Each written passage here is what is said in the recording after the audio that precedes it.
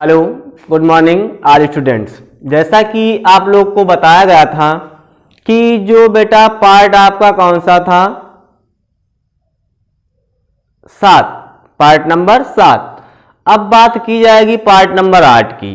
और 8वें पार्ट में digestive system जो आपका है ये समाप्त हो रहा है, क्योंकि लास्ट हेडिंग आपकी बची है बड़ी आंत, large intestine. Large intestine last part है ये आपके डाइजेस्टिव सिस्टम का। इसके बाद आपका डाइजेस्टिव सिस्टम समाप्त हो जाएगा और पढ़ाया जाएगा लार ग्रंथियां। इसके बाद आपको क्या पढ़ना पड़ेगा? लार ग्रंथियां, कि हमारे मुख गुहा में कौन कौन सी लार ग्रंथियां पाई जाती हैं। तो देखो बेटा, बात की जाए बड़ी आंत की। लास्ट पॉइंट है, लास्ट पार्ट है बड़ी आंत। बड़ी आंत का फिगर आप यहां देख रहे हैं, बना है। फिगर क्या है? बना हुआ है। अब बात आती है कि बड़ी आंत बेटा होती क्या है। तो हम कह सकते हैं कि बच्चा बड़ी आंत की लंबाई, बड़ी आंत की लंबाई 1.5 से 1.8 मीटर होती है। क्या होती है? मीटर होती है। अगली बात ये आती है कि जो बड़ी आंत है इसमें शेष पचे हुए भोजन का अवशोषण और जल का क्या होता है? अवशोषण होता है। बड़ी आंत जो है उसमें गांठें पाई जाती हैं और एक माला जैसी क्या होती है? संरचना होती है। तो यहां पे आपको दिखाई पड़ रहा है, हमने कहा भैया ये बड़ी आंत का फिगर है। बड़ी आंत कितनी लंबी होती है? तो 1.5 से 1.8 मीटर लंबी होती है। फिर हमने आपको बताया कि बड़ी आंत में शेष पचे भोजन और जल का क्या होता है? अवशोषण होता है। बड़ी आंत जो है गांठदार होती है। तो ये जो आपको ऐसी ऐसी करके संरचना दिखाई पड़ रही है, ये वाली, ठीक है, ये गांठें हैं। तो बड़ी आंत कैसी होती है? गांठदार होती है। इसमें माला के समान गांठें पाई जाती हैं। और बड़ी आंत जो है वह 3 भागों में क्या होती है? बटी हुई होती है। 3 भागों में बेटा क्या होती है? बटी हुई होती है। पहला भाग इसका सीकम कहलाता है, ये वाला, ये पहला भाग है। दूसरा भाग इसका कोलन कहलाता है और तीसरा भाग रेक्टम कहलाता है। 3 भाग होते हैं। क्या होते हैं? 3 भाग होते हैं। बड़ी आंत के बेटा कितने भाग हैं? 3 भाग। तो पहला भाग, पहले तो हम बात करेंगे बड़ी आंत है क्या। पहले बात करेंगे बड़ी आंत है क्या। तो हम कहेंगे बड़ी आंत, बड़ी आंत 1.5 से 1.8 मीटर लंबी होती है। मीटर लंबी होती है, ठीक। इसमें, किसमें? बड़ी आंत में। इसमें शेष बचे, इसमें शेष बचे भोजन, शेष बचे भोजन व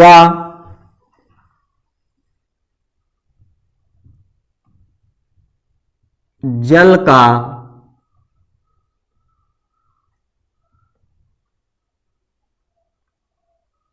अवशोषण होता है।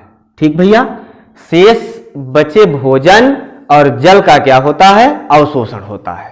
अब आपको अभी बताया गया कि जो बड़ी आंत है ये गांठनुमा होती है, इसमें गांठें पाई जाती हैं। तो आपको ये गांठें दिखाई पड़ रही हैं।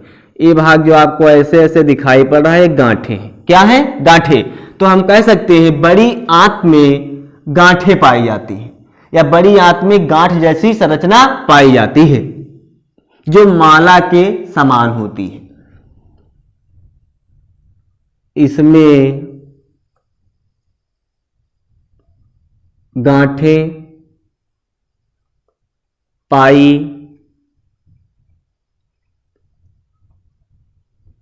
जाती हैं जो माला के समान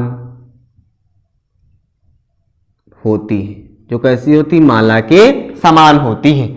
अब बात आती है भैया कि जो बड़ी आंत है, लार्ग इंटेस्टाइन है, यह कितने भागों में बटी होती है? तो बड़ी आंत भी 3 भागों में क्या होती है, बटी हुई होती है। तो हम कह सकते हैं बड़ी आंत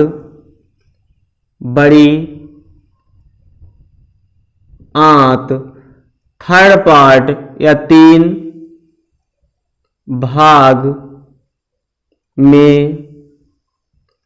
बटी होती है। पहला भाग बेटा इसका उंडुक कहलाता है। पहला भाग क्या, उंडुक। कौन सा, उंडुक।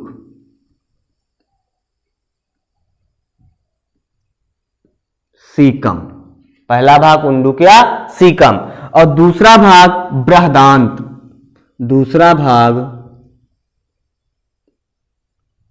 बृहदांत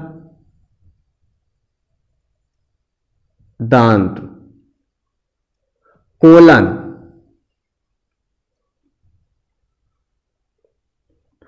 और तीसरा भाग जो आपका है वो है मलाशय।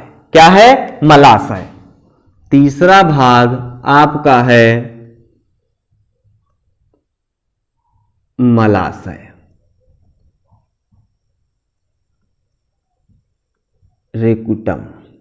ठीक, 3 भाग होते हैं। कहने का मतलब हुआ कि बड़ी आंत 3 भागों में बटी है। पहला भाग उंडुक, तो हमने ये बताया था, ये वाला, ये क्या है, उंडुक है। क्या है, उंडुक, सीकम। दूसरा भाग बृहदांत्र बताया गया, मीन्स कोलन। ये आपका कोलन है। और दूसरा भाग बताया गया मलाशय, तो आपका ये भाग क्या हुआ, मलाशय। ठीक, समझ रहे हो भैया? ठीक है। तो अब बात आती है कि एक एक पार्ट को हमको पढ़ लेना चाहिए कि सर उंडुक क्या है, सर बृहदांत क्या है और सर मलाशय क्या है नहीं बात सही? तो देख लेते हैं। पहली हेडिंग है उंडुक। पहली बात आती है उंडुक की।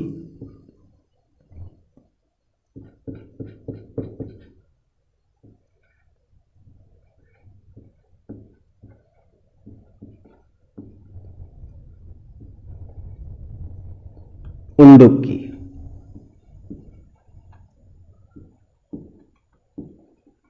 सीकम।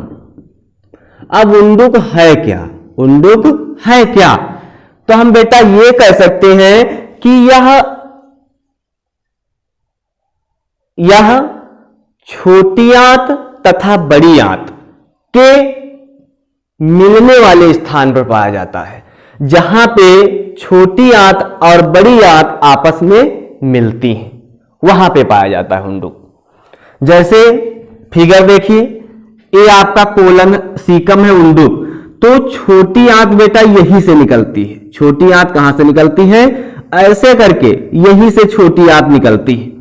तो आपको यह बताया गया कि जो उंडुक है यह छोटी आंत तथा बड़ी आंत के मिलने वाले स्थान पर पाया जाता है। मीन छोटी आंत और बड़ी आंत को मिलाने का कार्य कौन करता है? उंडुक करता है। बात समझ में आई?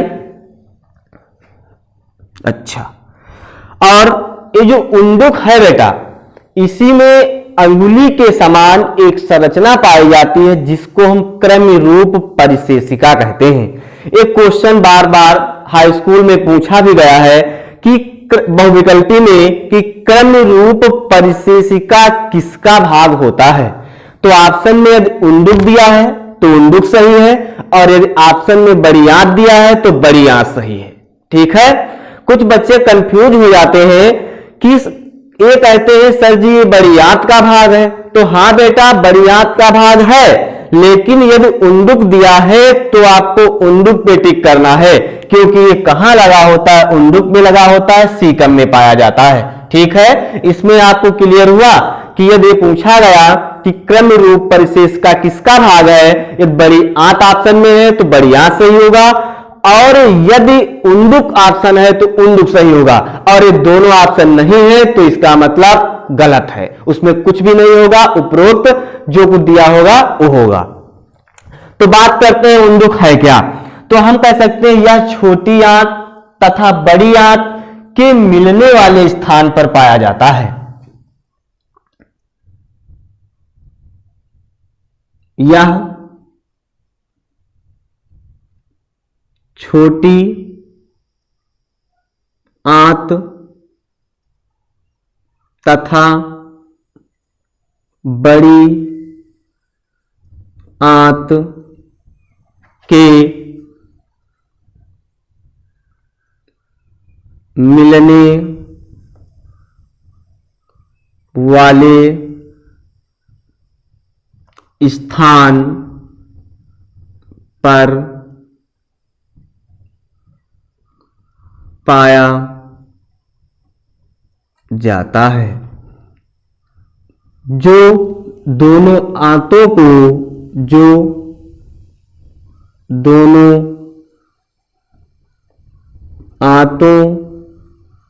को आपस में मिलाने का कार्य करता है। इसमें अंगुली समान संरचना पाई जाती है। इसमें अंगुली समान संरचना पाई जाती है, जिसे क्रम रूप परिशेषिका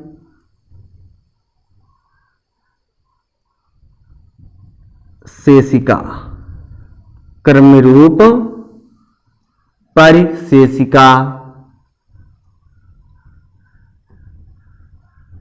कहते हैं, जिसे क्रम रूप क्या कहा जाता है, परिशेषिका कहा जाता है।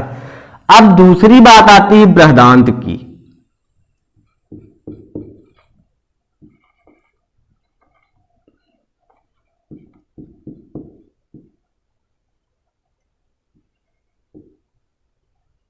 बृहदान्त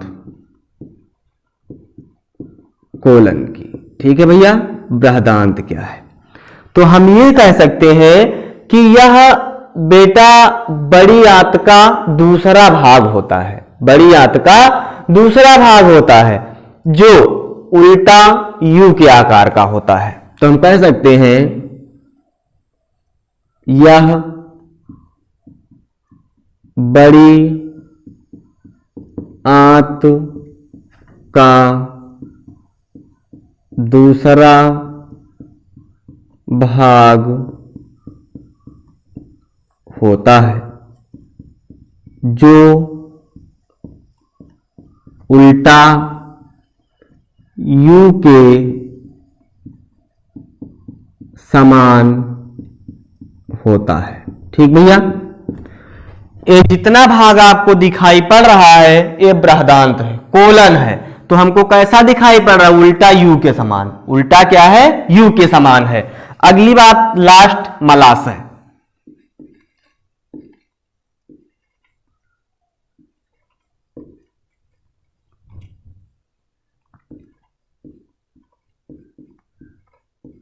मलाशय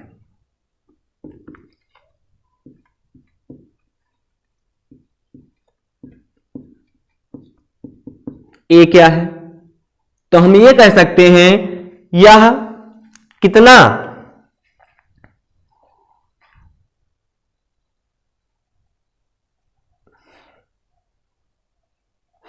यह लगभग 15 सेंटीमीटर या 7 इंच लंबा होता है, मलाशय। और यह बड़ी आंत का अंतिम भाग भी होता है। तो हम कह सकते हैं यह बड़ी आंत का अंतिम भाग, या तो कह लो यह आहार नाल का अंतिम भाग होता है। यह बड़ी आंत का अंतिम या आहार नाल का अंतिम भाग होता है, जिसकी लंबाई, जिसकी क्या बेटा, लंबाई, जिसकी लंबाई 15 सेंटीमीटर, 15 सेंटीमीटर, या हम कह सकते हैं 7 इंच। कितनी? 7 इंच होती है, 7 इंच होती है। ये तो आपका क्या है, मलाशय है। क्या है? मलाशय। अगली बात आती है गुदा, मीन्स गुदा द्वार। ये भाग आपका मलाशय था, मीन्स जब भोजन का पाचन होता है तो जो पचे हुए भोजन होते हैं वह ऊर्जा के रूप में शरीर के अंदर एब्जॉर्ब कर लिए जाते हैं, लेकिन जो शेष अपशिष्ट पदार्थ होते हैं वो पहले कहां आते हैं? मलाशय में आते हैं। अब हमको अपशिष्ट पदार्थ को बाहर निकालना है, तो अपशिष्ट पदार्थ बेटा गुदा के द्वारा बाहर निकाले जाते हैं। तो हम इसके नीचे लिख देते हैं कि गुदा द्वार 1 इंच लंबी रचना होती है। गुदा द्वार 1 इंच लंबी क्या होती है? रचना होती है। गुदा द्वार 1 इंच लंबी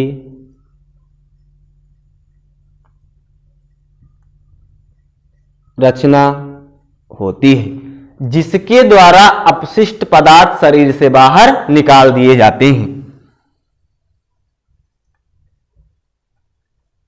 जिसके द्वारा अपशिष्ट पदार्थ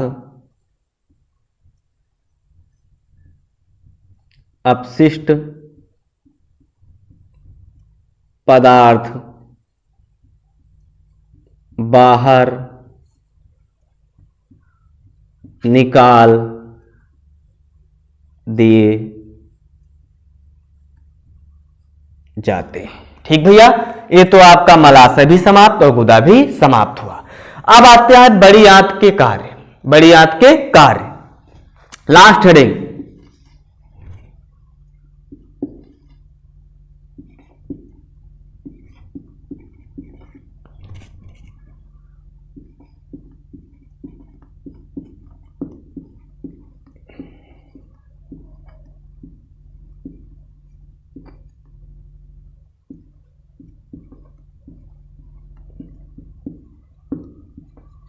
बड़ी आंत के कार्य, हम बेटा यहां पे ये कह सकते हैं जो बड़ी आंत है, बड़ी आंत, इसमें होता क्या है? तो बड़ी आंत में शेष पचे भोजन तथा जल का क्या होता है? अवशोषण होता है। तो लिख देते हैं कि बड़ी आंत का क्या कार्य है? तो शेष बचे हुए जो भोजन है या जो शेष बचा हुआ भोजन है उसका अवशोषण, और जल का क्या होता है? अवशोषण होता है। बड़ी आंत में शेष बचे भोजन व जल का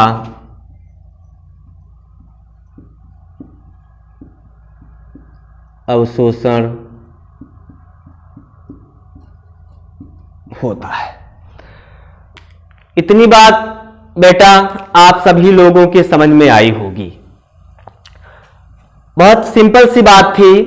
अब आज आप लोगों का जो टॉपिक चल रहा था डाइजेशन सिस्टम, ये समाप्त हुआ। ये क्या हुआ? समाप्त हुआ। अब अगला जो टॉपिक आप लोगों का बेटा आएगा, कौन सा अगला टॉपिक? वो होगा लार ग्रंथियां, कि हमारे शरीर में या हमारे मुख गुहा के अंदर कौन कौन सी लार ग्रंथियां पाई जाती हैं। तो उदाहरण के लिए बेटा हम बता रहे हैं कि लार ग्रंथियां 3 प्रकार की होती हैं। कितनी होती हैं? 3 प्रकार की होती हैं। लेकिन हम वो अगले पार्ट में अगले दिन उस पर क्या करेंगे? चर्चा करेंगे।